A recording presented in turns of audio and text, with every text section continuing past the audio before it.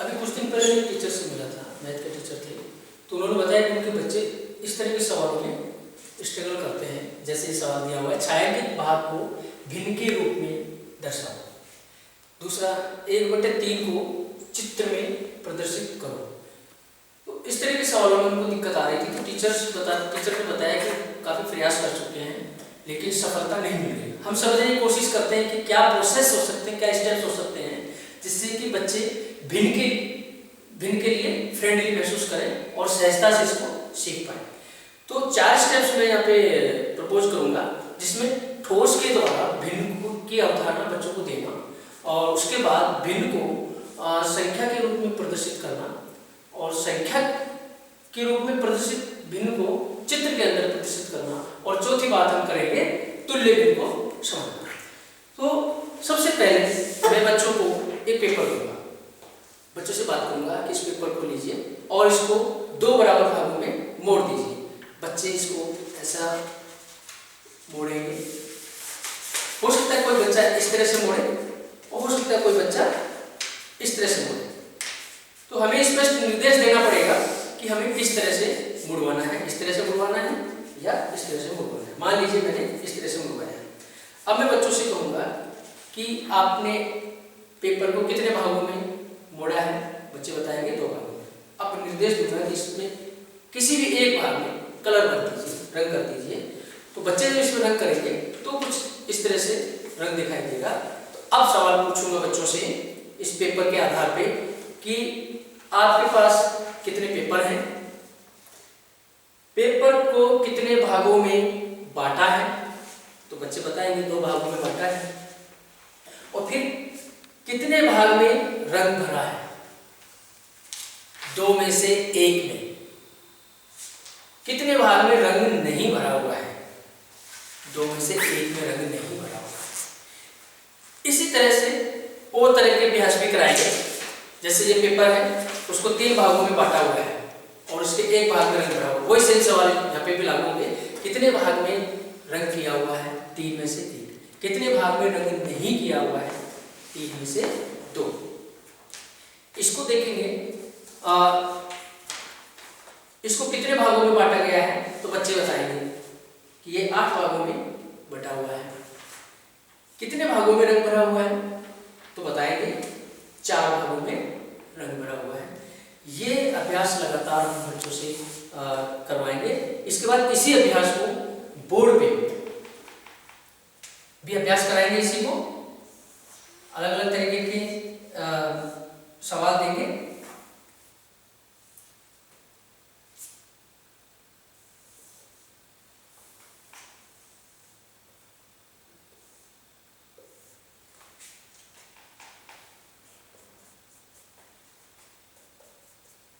इस तरह के सवाल देंगे और बच्चों से पूछेंगे कि बताइए इसके कितने भागों में से कितने भागों में कलर किया हुआ है, इसके कितने भागों में से कितने भागों में कलर किया हुआ है।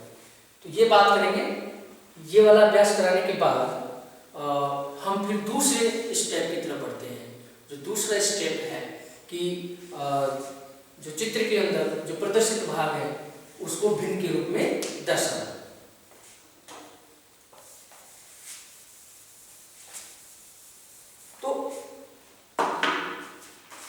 इसी की बात करेंगे इसको लेके कि पेपर को कितने भागों में बांटा था, 2 भागों में बांटा था। कलर कितने में भरा हुआ है, 2 में से 1। 2 भागों में से 1 भाग में रंग किया गया है। तो इसे कैसे लिखेंगे, 1/2। फिर ये भी पूछेंगे कितने भाग में कलर नहीं किया गया, 2 में से 1 नहीं किया गया, 1/2। अब इसकी बात करते हैं। ये कितने भागों में बटा हुआ है, 3 भागों में। कितने भाग में कलर किया हुआ है, 1 में। तो 3 में से 1 है। इसको कैसे लिखेंगे, बटा 3। इस तरह से बोर्ड पे काम करवाने के बाद बच्चों के लिए फिर वर्कशीट देंगे। वर्कशीट में इस तरह के बहुत सारे सवाल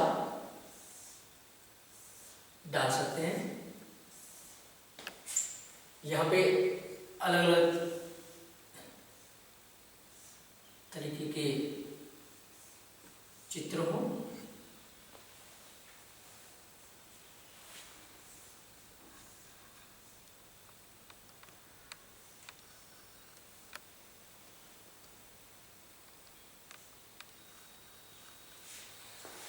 तो इनको भिन्न के रूप में प्रदर्शित करवाएंगे। ये हुआ दूसरा स्टेप।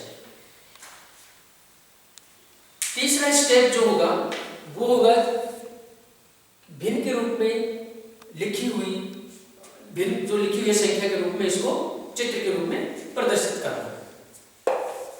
तो आप इतना सारा अभ्यास करवाने के बाद बच्चे इस चीज को समझने में फ्रेंडली होंगे। इसकी अगर बात करेंगे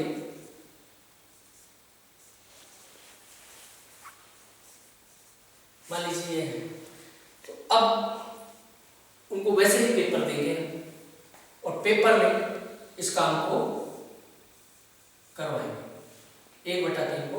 उनको पता है कि कोई भी चीज है, कोई भी पेपर है, उसको 3 बराबर भागों में बांटना है। भिन्न में ये एक कीवर्ड काम में लेना जरूरी है और ये समझना जरूरी है कि भिन्न में कोई भी एक चीज है वो समान भागों में बटी हुई होती है। जब हम 1/4 की बात करते हैं तो इसका अर्थ ये समझ में आएगा बच्चों को कि ये कोई एक चीज है जिसके 4 बराबर भाग है।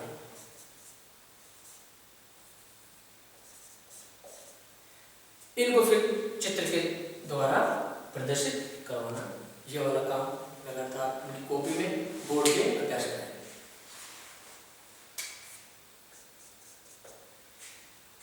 ये हुआ तीसरा स्टेप। चौथा स्टेप होगा तुल्य भिन्न को समझना। अब हम देखेंगे, ये हमने देखा था कि 2 में से 1 भाग इसमें है और इसको हमने 4 भागों में बांट दिया। तो 4 में से कितने भागों में कलर मिला है इसमें? 2 भागों में। तो जो पहले वाला था उसको हम लिख सकते थे 1/2। इसको कितना लिखेंगे? तो बच्चे बता पाएंगे कि 4 में से 2 है, 2/4 लिखेंगे।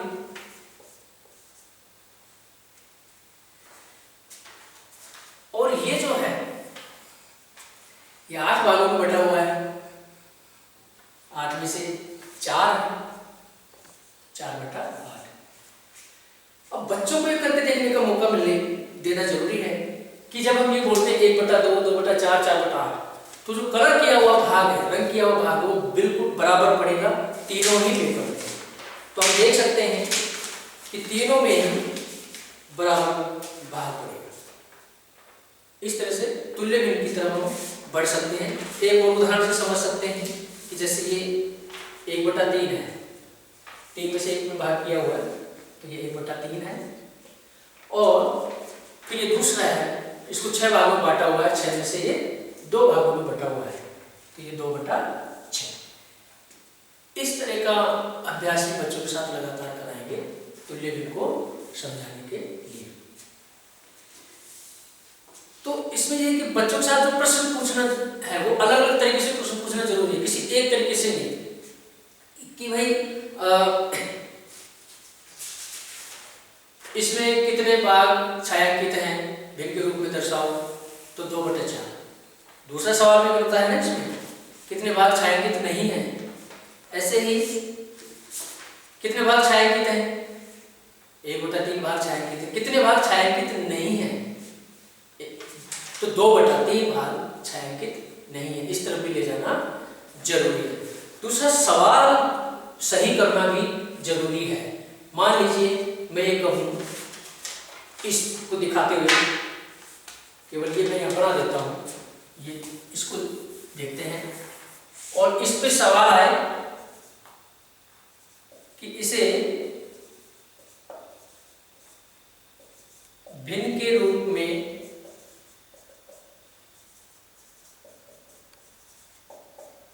दर्शाओ। तो इस सवाल से स्पष्टता नहीं है इसमें कि किसको भिन्न के रूप में दर्शाओ। तो ये बताना जरूरी है यह पूछना जरूरी है कि छायांकित भाग को भिन्न के रूप में दर्शाओ या जो भाग छायांकित नहीं है उसको भिन्न के रूप में दर्शाओ। ये सवाल करना जरूरी है। तो सवाल की स्पष्टता और सवाल अलग अलग तरीके से करना ये बहुत जरूरी है। और भिन्न कोई वस्तु कोई समूह जो कि बराबर भागों में बटा होता है ये समझना जरूरी है। तो अभी तक की बात को अगर हम समेकित करते हैं तो हमने देखा है कि भिन्न के लिए शिक्षण के तीनों स्टेप्स जो अवधारणा देना, अभ्यास एवं आकलन ये पूरे किए जाए। और आकलन में भी अलग अलग तरीके के सवाल दिए जाएं। केवल कोई एक तरीके के सवाल देने की जगह अलग अलग तरीके के सवाल देंगे तो बच्चों का एक्सपोजर मिलेगा। करके देखने के अवसर पेपर पर हो, ब्लैक बोर्ड पर हो, उनकी कॉपी में हो और ठोस चीजों से अलग अलग उदाहरण लेके किए जाए। सही सवाल पूछना, जैसे हमने बताया है, जो कंफ्यूज करने वाला सवाल नहीं हो, स्पष्ट निर्देश हो बच्चों के लिए, अलग अलग तरीके से और तरह से सवाल पूछना। इसी चित्र के बारे में आप दो तरीके से सवाल पूछ रहे हो। हमने भिन्न के बारे में जो स्टेप्स की बात की वो है कि पेपर को निश्चित भागों में बांटकर कुछ भागों में रंग भरवाना, रंग किए हुए भाग को चित्र के रूप में प्रदर्शित करवाना, व बिना रंग किए हुए भाग को भी भिन्न संख्या जो संख्या के रूप में लिखी हुई है उसको चित्र के रूप में प्रदर्शित करना और तुल्य भिन्न को समझना। तो हमने देखा कि सारी चीजें बच्चे के लाइफ से जोड़ करके, बच्चों के अनुभव से जोड़कर अगर भिन्न पे काम किया जाए तो बच्चों को भिन्न अच्छे से समझ आ सकती है। Thank you.